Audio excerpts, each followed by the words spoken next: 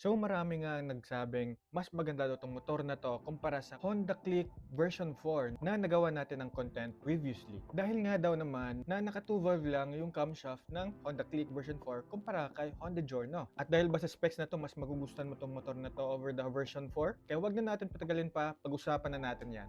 With the price of 101,900 pesos with the color of beige, black, white, and orange, mapapadalawang isip ka talaga agad if hindi ba itong klaseng motor ang magugustuhan mo sa sobrang ganda, tingkad, at napaka-modern kahit na klase yung klaseng motorsiklo niya.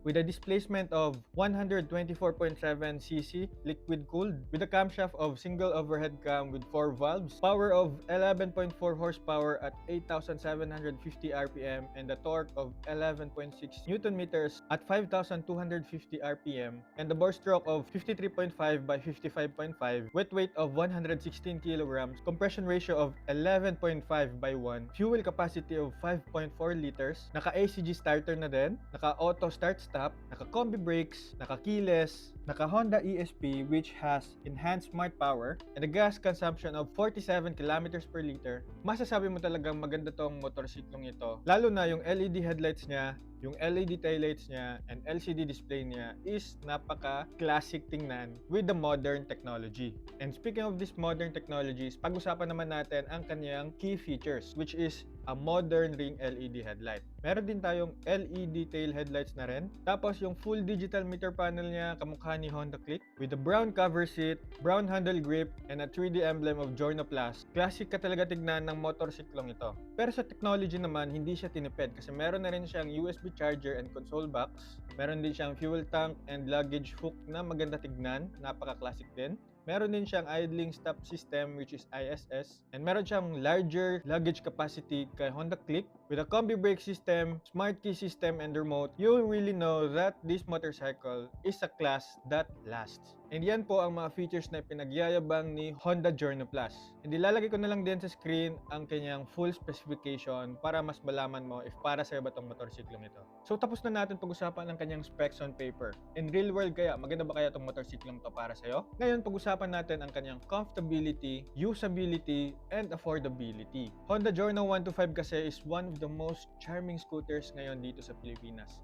With a classic styling and gentle performance, it really stands out from any cookie cutter scooters, especially sa kanyang segment. With comfortability, riding experiences really elevates your comfort. One of the first things you'll notice about Honda Giorno is how comfortable it is and relaxed pag ginagamit mo to sa daan. Meron kasi siyang upright seating position where your riding posture is natural and upright, which means less strain on your back, shoulders, and wrist. Less sub-sub and more enjoyment lang sa daan. Seat cushioning naman din nito is maganda yung padding niya, not too firm, not too soft, and it's the ideal for short city ride trips and medium rides. Hindi ka makaka-feel ng discomfort dito all day long if you're just riding this within the city. And last but not the least is ang kanyang suspension. Yung scooter kasi na to, although maraming mas nagugustuhan ng motor nila pag ina-upgrade nila yung mga parts nila, this scooter absorbs minor bumps and road inconsistencies. And in that way, it is making your city rides less stressful on a bumpy roads. Ngayon naman is pag-usapan natin yung kanyang usability. Kahit na retro-styled yung kanyang klaseng pagkamotor, hindi naman tayo tinipid dito sa technology. So first na natin na matitake advantage dyan is ang kanyang automatic gear transmission.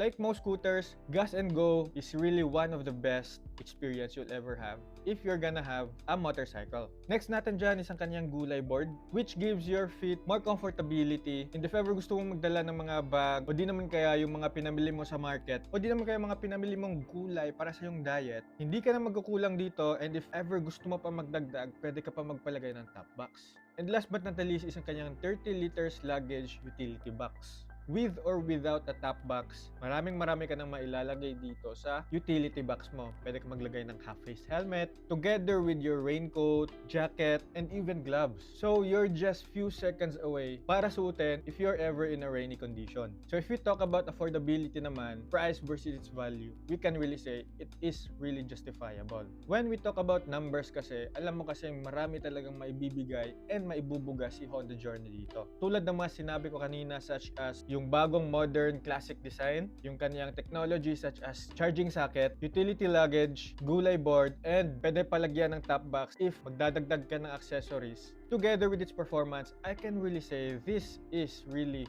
bang for the buck. Value-wise, this scooter will remain a practical yet relevant even after years of riding kahit na nag-iba na yung mga trend. So, sa tingin nyo, okay na ba to? Mukhang magugustuhan nyo na talaga tong motor na to, no? Pero bago kayo makapag-decide if ito na ba talaga, bibigyan ko muna kayong 3 good things na maganda dito sa motor na to and 1 good thing to improve if ever meron man. First na magugustuhan mo dito is that it is very comfortable and urban friendly. Riding position, suspension, and overall ergonomics makes this motorcycle city community friendly. Number 2 naman dyan is that it is a Honda brand, so it means reliability will also be a part of its name. Hindi ka lang makakuha ng performance, makakaroon ka rin ng smooth and predictable power delivery. And dahil alam natin na Honda durability itong motorcycle ito, let's also expect a better fuel economy.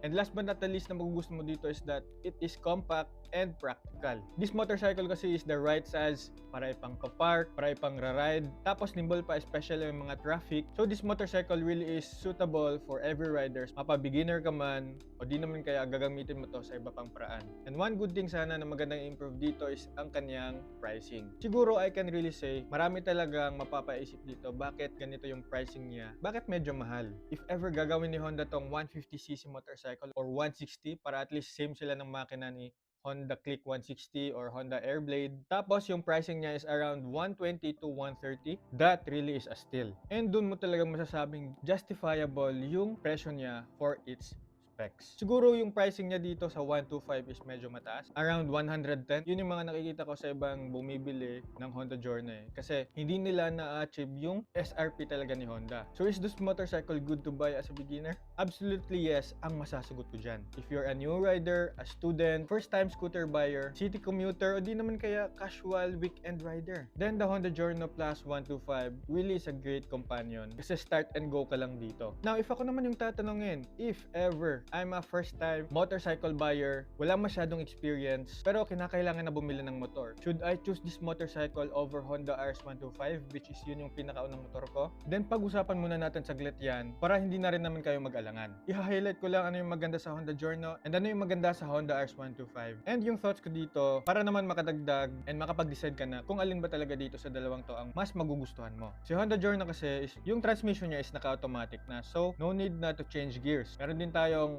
design na pang scooter which gives more comfortable experience kapag ginagamit mo to sa daan. Although si Honda RS is lighter, Honda Journey is much easier pag dinadala mo to sa traffic. It also has a good fuel efficiency and much easier for daily errands. While si Honda RS125 Fi naman, if beginner ka or nakakapag-desisyon ka na ito talaga yung kukunin mo, you'll have an experience of much sportier underbone motorcycle design with a semi-automatic shifting of gears, so that means you'll have more control, and dahil nga meron tayong shifting dito, you'll have more control on torque and responsiveness. And lastly dyan is that you'll have more fun on long rides kasi mag-change ka ng gears dito and alam mo talagang hindi ka talaga antukin sa daan if ito yung gamit mo. So if your priority is merong ease, comfort, convenience, and especially gagamitin mo lang to sa mga daily city ridings mo, Giorno 125 ang panalo dito. While if gusto mo ng merong control, may sportier performance style, sportier performance ang design, mas less yung gagastusin mo sa maintenance, then RS125 is a better choice if yun yung mga maiisipan mo. But it all boils down, ano yung riding style mo and ano yung priorities mo.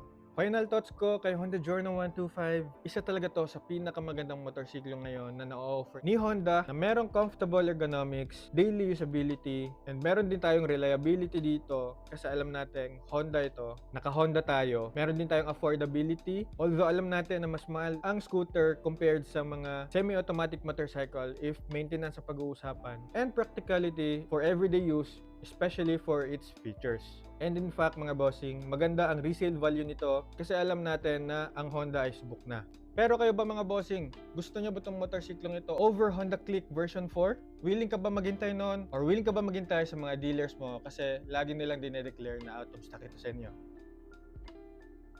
And if nalilito ka pa rin anong klaseng motor ang mas babagay sa'yo, then marami akong content such as bagong Honda Click na topic, yung Honda RS125 na topic ko, or mga Suzuki Gixxer na review. Kaya you can follow me for more and like this video if nagustuhan mo yung ganitong mga klaseng content. You can also comment down below your thoughts if meron ka mga questions or suggestions na pwede natin pag-usapan dyan together with the community. Always remember lang to ride safe and see you on my next video.